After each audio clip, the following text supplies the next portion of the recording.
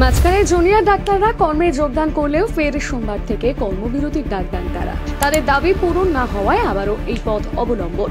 এমনকি তাদের দাবির তালিকাও বেড়ে যায়, 5 দফা থেকে দাবি হয়ে দাঁড়ায় 10 দফা।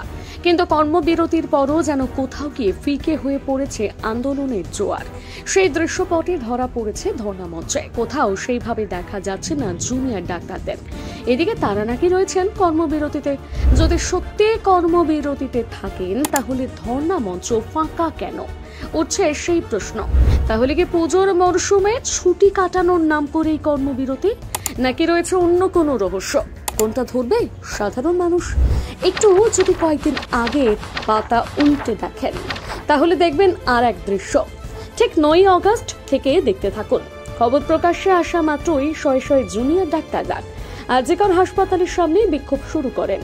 বিক্ষোভ বললেও যেন ভুল হয়ে যাবে। বাংলার বুকে এমন আন্দোলন এর আগে কখনোই দেখা যায়নি। তথ্যসূত্রে জানা যায়, এই আন্দোলনে আরজিকরের প্রায় 650 জুনিয়র ডাক্তার সামিল ছিল।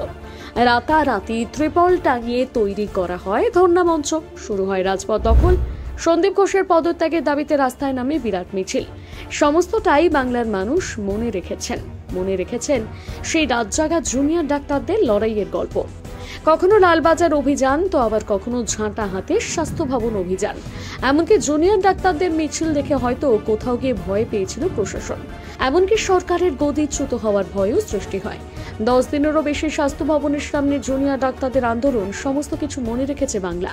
শুধু তাই নয়, জুনিয়র ডাক্তারদের লড়াইয়ের উদ্দাম দেখে ঘরে বসে থাকেনি সাধারণ নাগরিকরা। তাদের সাথে প্রতিনিয়ত তাল মিলিয়েছে।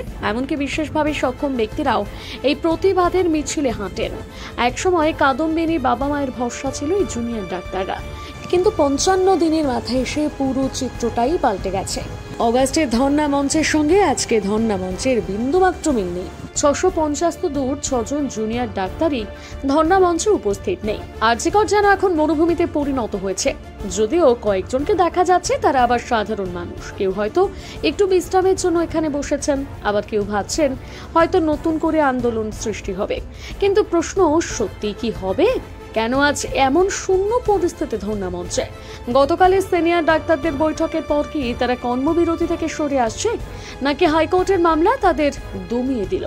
এখন সকল নাগরিকদের প্রশ্ন, যদি জুনিয়র ডাক্তাররা কর্মে যোগদান করেন তাহলে কাদম্বিনীর বিচার কে আনবে? সেই অভাগী বাবা মাও কি সুবিচার পাবে না?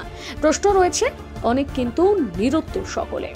প্রতিবেদনটি লিখেছে সুনন্দা মান্না, কণ্ঠে রিয়া সরকার, রিপোর্টিং এর শোভন চক্রবর্তী, গ্রাফিক্স এর শুভঙ্কর সরকার এবং ফুটেজ সংগ্রহ করেছে সুস্মিতা কুন্ডু। বাংলা হান্টের আরও নিত্য নতুন প্রতিবেদন দেখতে নজর রাখুন আমাদের পেজে।